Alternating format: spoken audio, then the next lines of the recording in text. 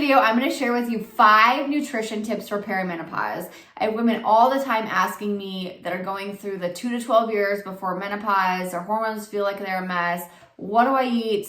How do I sift through this nutrition confusion? So in this video, I'm going to share exactly what I tell my patients to do. If you haven't hit the button yet, hit the subscribe button to be notified anytime I post new content related to women's health, hormones, or holistic health. Number one thing that I recommend all women do, especially women going through perimenopause, is eat your protein.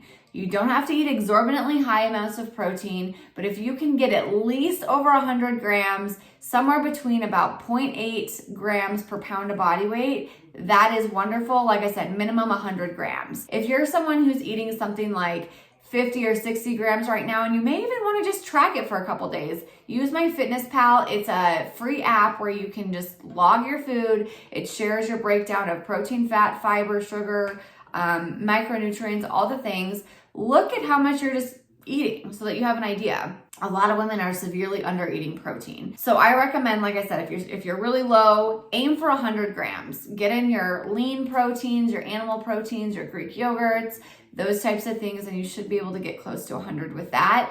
And then if you want to, you can push yourself, like I said, to get somewhere between or close to about 0.8 grams per pound of body weight is generally what I recommend. Protein is wonderful for so many different reasons for our bodies and our aging bodies as well. It helps us, number one, to maintain and build lean muscle. So muscle is going to be helpful functionally for our movement patterns and strength as we age, but also to keep us in shape. The more muscle that's on our frame, the higher our metabolism is and the easier it is to maintain our current body composition. So you want to eat protein for that, but it's also the building block of every single cell in our body. It's the raw material of neurotransmitters. It helps to balance blood sugar. It burns more calories upon digesting it than carbs and fat do.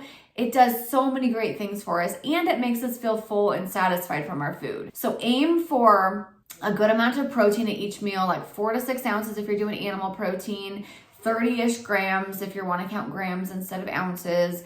And see, honestly, you guys will feel so much more better, so much more magical, and so much more satisfied and stable and all that stuff with your energy and your sleep if you just get your protein in. That is so impactful for so many different areas for women's hormones. So star of the show, on your plate, where's your protein? Number 2 is healthy fats. Our hormones need healthy fats to be produced. That's the kind of like the raw material of hormones. We need, our omegas to be present for us to build healthy hormones. Helps our brain, our heart, all kinds of different things, our hair, skin, and nails.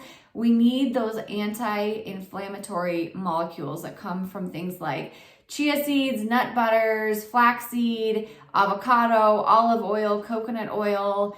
Make sure your LDL is not high if you're going to do a lot of saturated fat. But you really do want to make sure that you're getting in 1 to 2 tablespoons of a good healthy fat at each meal. So pick your omegas out and get to town with that. Number 3 is fiber. Fiber also basically looks like a little capsule around your food. So it slows down that digestive process. So I always give the analogy of if you ate a Skittle, has no protein, fat, or fiber in it, right? It's just pure glucose. And that's fine every once in a while, but your body just gets free rein to all that glucose, and that causes a big insulin response for you. Your blood sugar rises really quickly, insulin comes in there, sweeps it up, mops it out to get rid of it and stores it. If you have something like an apple, obviously that has less sugar than Skittles, but also it has that fiber on the outside of its skin. And so your body doesn't get free rein to all that glucose. It kind of has to like chip away at it to get it. And so that prolongs your digestive process, keeping us full and satisfied for longer.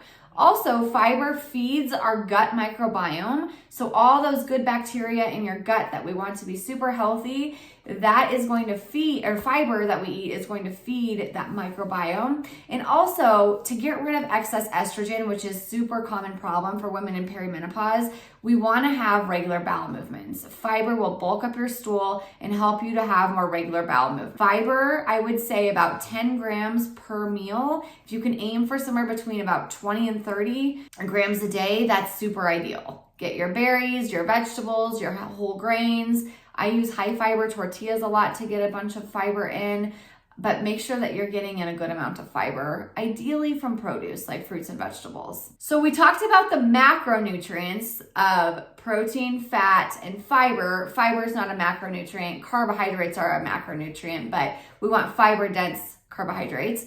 So now I want to talk about the micronutrients, so the quality of our food and how nutrient dense it is.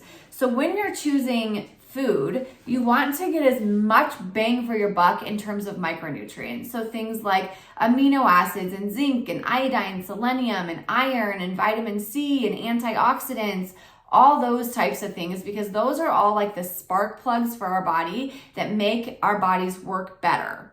So things like hormone production and heart health and brain health and insulin production and all kinds of things, stomach acid production, are all kind of ruled by minerals.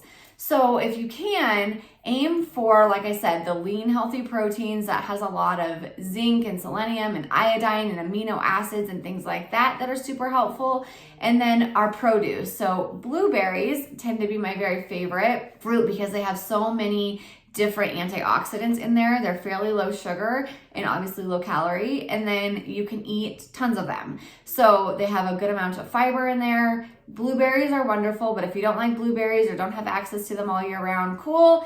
Any sort of fruit and vegetables have different micronutrients like vitamins and minerals in there.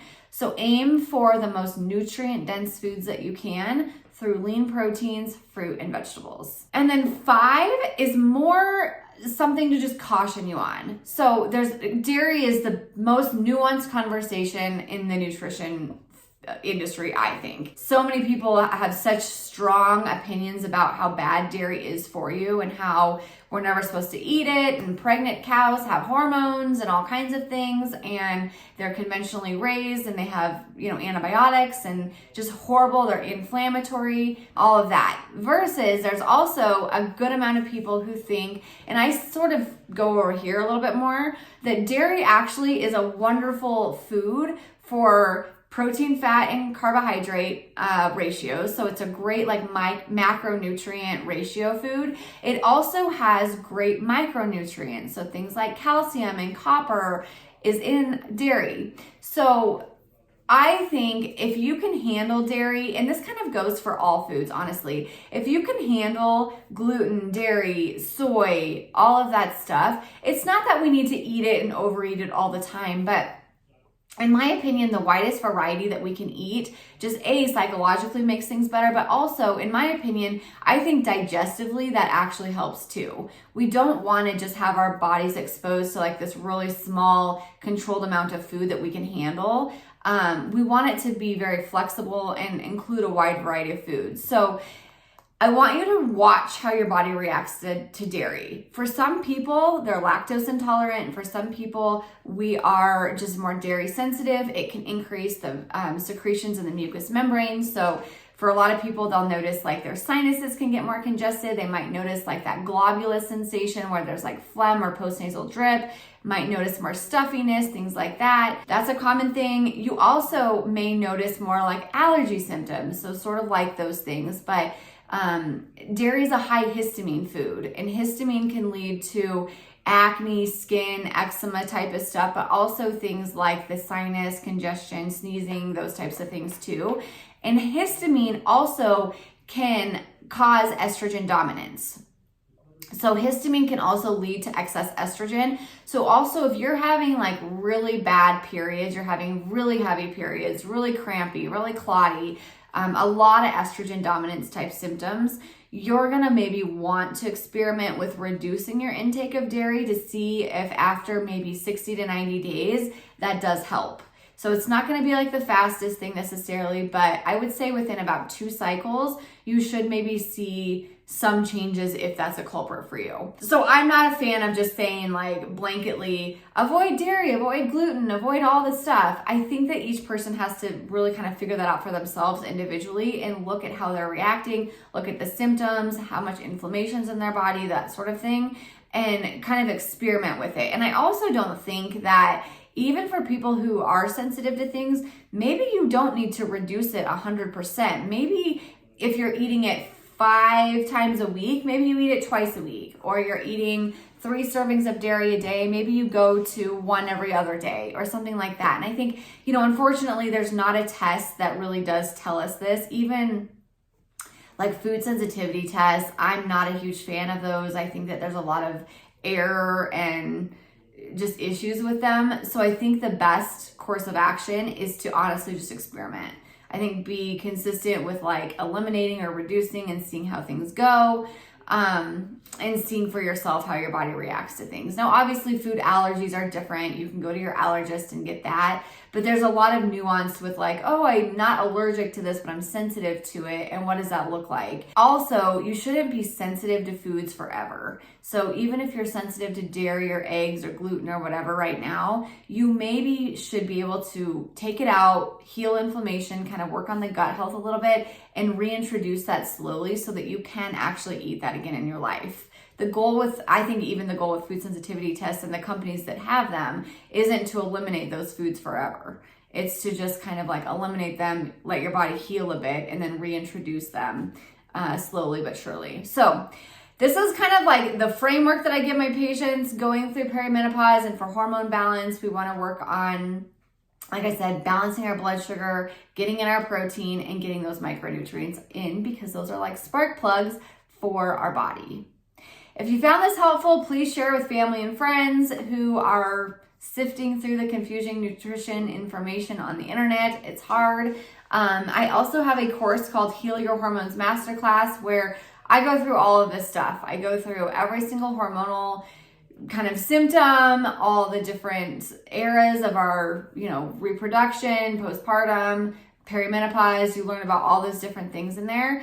And it gives you 5 hormone pillars to really focus on, including one whole one on nutrition. So you can get that course at allydamron.com/heal. And if you have any questions, post in the comments below. I am more than happy to help you guys out.